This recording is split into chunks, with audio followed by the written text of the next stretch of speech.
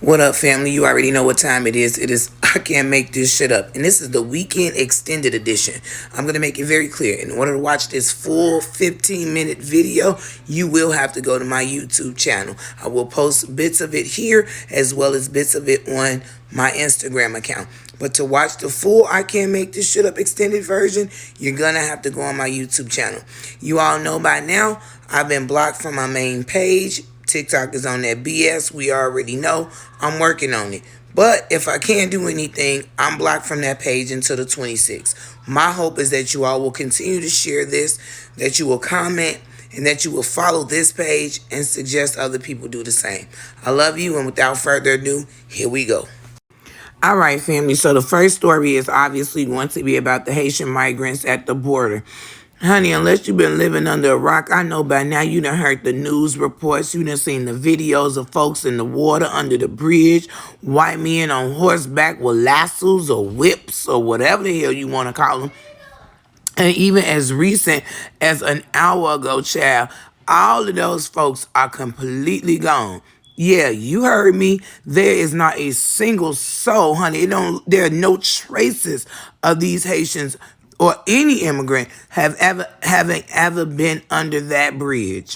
Honey, I ain't never seen America work so swiftly with another country, especially Mexico. Oh, but baby, when it came to black folks, honey, they worked in record speed, okay? Them black folks came to this country using the same routes that Latin folks used to infiltrate our borders on a daily basis. But I'm just saying. I do got a problem with this here, though. Because it was only estimated to be approximately 15,000 people. And according to one of the reports that I posted, it was actually more like 14,200. And I just feel it's really suspicious that this numbers right here exactly calculates to 15,000. And this is how I'm feeling about the shit. Moving on to the next story. Child, I tell you no lie, I was watching The View live when this whole debacle unfolded. And I was already disgusted with the show and the conversations they were having, specifically surrounding the coronavirus and the vaccine. You don't believe me in my receipts. And when I tell y'all I was the first person, I'm talking about I was literally tweeting the shit that was happening as it was happening. The first to break it. But I ain't got a blue check, so ain't nobody checking for me. Anywho, here's what happened. Off for a second. Okay. Anna and we're going to bring you Sonny back later. have to leave. Yeah. Yes, back later. Have to leave. Yeah. Yes.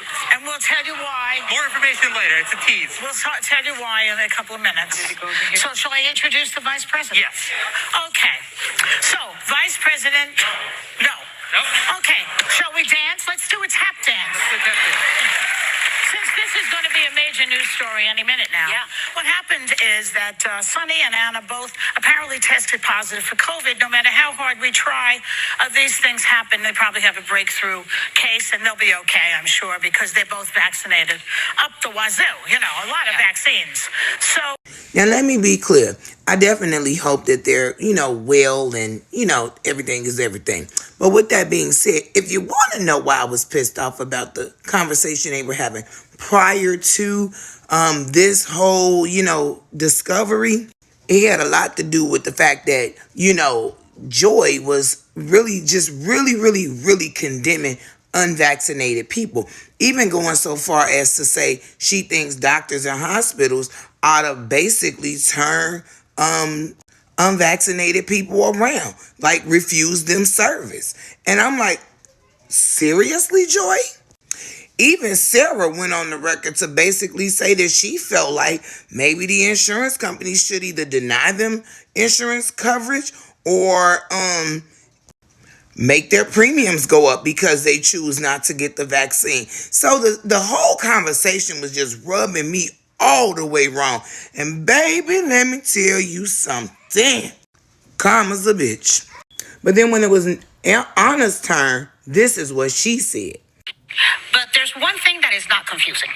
The numbers. The numbers don't lie. Science is evolving. What is not evolving are the numbers that we're seeing at other hospitals. 92% of deaths are people who are unvaccinated. Yes. 93% of hospitalizations are people who are unvaccinated. 95% of cases are people who are unvaccinated. So forget Ron DeSantis, forget his new Surgeon General, forget Joe Biden, look at the numbers. Yeah. They're not lying. These are the facts. Get your vaccine. Child, I had to point that video out to y'all because if you've been on any of my lives before, you will know how I feel about that whole numbers don't lie bullshit. Child, people make up numbers and numbers lie because people lie. It's simple. Moving on to the next story. Here we go. And child, I straight up can't make this shit up. Watch this. In the appeal, he lists 14 specific issues, including the district's court's refusal to change venues, denying his motion for a continuance or a new trial, alleged abuse of discretion, judge for not sequestering jurors, and many other items as well. Meanwhile, Chauvin also faces federal charges for violating Floyd's civil rights when he knelt on his neck for about 9.5 minutes as Floyd was face down on the pavement. Today's appeal comes as Chauvin has pleaded not guilty to charges of violating the civil rights of a teenager in a separate case in 2017 that involved restraint similar to the one he used on Floyd. We'll, of course, have continuing coverage of this developing story. Now, I just had to come in and fill in a couple of things for you all. So apparently this jackass has a fool for a client himself because no attorney, including a public defender, will take up his case. That's what they report, y'all. And do you blame him? I don't. All right, y'all. So now we switching gears. And all I'm going to say is he just pathetic. Here's the video. A local college professor is charged with a hate crime, accused of spitting on a black woman and yelling racial slurs at the woman and her 7-year-old daughter.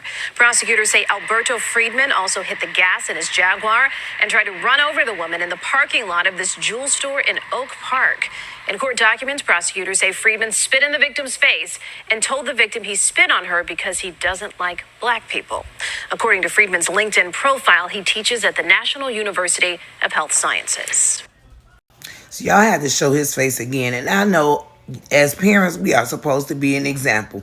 But baby, getting treated like that and then getting spit in my face in front of my child and then almost run down, baby, I would have had to be an example of whooping that man's. I'm going to keep it clean. Oh, I would have been an example, all right. I would have showed that child a real good example. Woo, my blood pressure. Who, child, I'm going to call them Tweedledee and Tweedledum. Baby, if you ain't seen the video, here it come. Seemingly normal start for this preschool classroom quickly turned chaotic. Former teacher James Cialino had been watching 10 kids in his class back in June when a 4-year-old girl left the room with another class. Jennifer Miller, the teacher of the other class, brings the child back into Cialino's classroom and then he pushes her to the ground. Miller watched it all happen and proceeds to shut the door and leave. The video itself has all the truth it needs in it. So as soon as you watch that or as soon as you see that, you know immediately what has to be done. Director Lisa McMillian says a third teacher, seen in the red shirt, came into the classroom after the little girl got pushed to the ground. That teacher was not involved in this incident. Cialino then took the little girl to McMillian's office. You just know something is not right with that cry. As a mom, you know when something is not right. As a director, I know all of those children and I know how they cry. McMillian says she immediately pulled the surveillance video, fired the two teachers, reported the incident to police, as well as the little girl's family. What the hell is this? I cried. I couldn't hold it. It was so heartbroken. 3 months later, the family is still struggling to forget the incident. The guy just pushed her away like an animal, a little baby who knows nothing, who all she knows in life is just to play, eat, and sleep. You push her down on her chest, and she's lying down crying, and you are still doing what you were doing. What a heartless man. Both employees have been fired. Police have also charged Ciolino with assault and child endangerment. Miller is also charged with child endangerment. So y'all know how they like to make examples of people, right? Well, this idiot right here, baby, yeah, watch this. A Louisiana state trooper has been indicted in the beating of Aaron Bowman. Good evening to you. I'm Jennifer Andrews. Body cam video shows Jacob Brown hitting Bowman in the head with a flashlight 18 times in 2019. Tyler Englander joins us now. And Tyler, what is his attorney saying about this? Jennifer, this indictment out of the Western District of Louisiana charges Brown with a single count of deprivation of rights under color of law. If convicted, Brown faces a maximum of 10 years in prison. Aaron Bowman's attorney says this is just the first step toward justice. In May of 2019, the sounds of pain and fear rippled across a Monroe neighborhood as Aaron Bowman was beaten by Louisiana State Trooper Jacob Brown. Nearly 2 years later for Bowman, the only emotion heard was one of happiness. As soon as I called him and I informed him of what happened with Jacob Brown, he cried and cried, tears of joy. There was an outburst of crying on the telephone at that time because he said, finally, I believe that I will truly see justice. Finally. Body camera footage shows Brown striking Bowman with a flashlight 18 times in approximately 24 seconds. Smiley says none of this would have been possible without the help of a whistleblower employed by LSP. I know Aaron expresses daily his gratitude for him because he obviously did not have to do that, but he believed in justice so much that he was willing to put everything on the line for Aaron. Bank Smiley wants to caution that today's step in the right direction is only that, a step. It's not a conviction, and she's still waiting for other officers to be charged. That was probably my first question that I asked the investigators when FBI gave me that initial call was that, hey, I'm grateful for this, but what are we doing moving forward? What about the other officers and those who covered it up and those who did nothing? Bank Smiley says the fight is about more than Aaron Bowman. It's about ending police brutality. And that is why we are going to continue to push our way through this. We're going to continue to fight so that the structural issues, such that what's going on with LSP and other police agencies stops. Brown is also involved in at least 2 other excessive use of force incidents. We're waiting to see if the federal government will issue indictments in those cases. Jennifer? And last but not least, these are subjects that also are very important. And so I needed to shine a light on this as well in the I Can't Make This Shit Up series. Extended edition. Watch this video. But it also takes all of our attention. The news turns to it, police officers, the FBI, everybody does everything possible when a white woman goes missing. Dr. Kay Wise Whitehead is talking about what's come to be known as the missing white woman syndrome. She's the founder and director of the Carson Institute for Race, Peace, and Social Justice at Loyola University of Maryland. Truly, I want them to be found. My concern is that we don't have the same type of interest, attention, outlook, commitment when black girls and women go missing. Whitehead says it goes back to slavery. White women were put on the pedestal. They were better than. They were perfect. They were what everyone aspired to be. Everyone aspired to have. It's the reason why black men and boys were lynched, because they were thought to have whistled at or even spoken to a white woman. It's why when we were down south doing Jim Crow, we had to get off the sidewalk and stand in the curb for a white woman to make her way down the block. There's something about white women being lifted up and everyone else being crushed in the process. I think it's a lingering on of what happened during slavery. Still about the focus on white women. It's about who is beautiful, who is valued, who is important. And it's not just women and girls. The mother of missing Illinois State University graduate student Jelani Day says she isn't arguing Gabby Petito deserves less, but her son deserves more. He went missing August 24th. deserves more. He went missing August 24th. And then there's the case of 24-year-old geologist Daniel Robinson, who went missing on June 23rd. He was last seen in Arizona. His case is just now gaining media attention. We're not going to stop. We're going to try to spread the word as far as we can.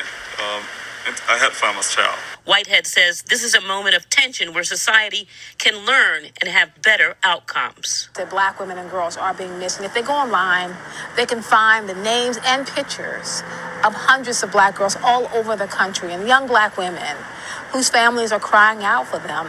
My hope is that we pay the same type of attention. To find out more about the disparities, check out the Black and Missing Foundation. You can find a link on our website. Lisa Robinson, WBAL TV 11 News.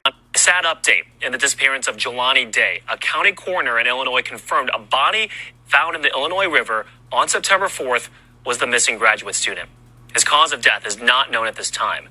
Day was last seen August 24th. He attended Illinois State University and was reported missing after he did not show up for class for several days. Day's family released a statement saying their hearts are broken and they will search for answers to find out what happened to Jelani. Now, I know some of y'all watching this like, yo, you said you were only going to cover 5 stories. Well, I got carried away, and I did tell y'all that this was I Can't Make This Shit Up extended edition. I hope you guys enjoyed it. Please leave your comments. Which stories did you like? What type of content would you like for me to cover? Are there any particular stories that you know of that you would want to see me cover? I mean, you can go ahead and leave those answers in the comments for me. Do me a big favor. You guys show me so much love. Share, share, share. Like, comment, and don't forget to subscribe. See you soon, babes. Peace. The concern is that we don't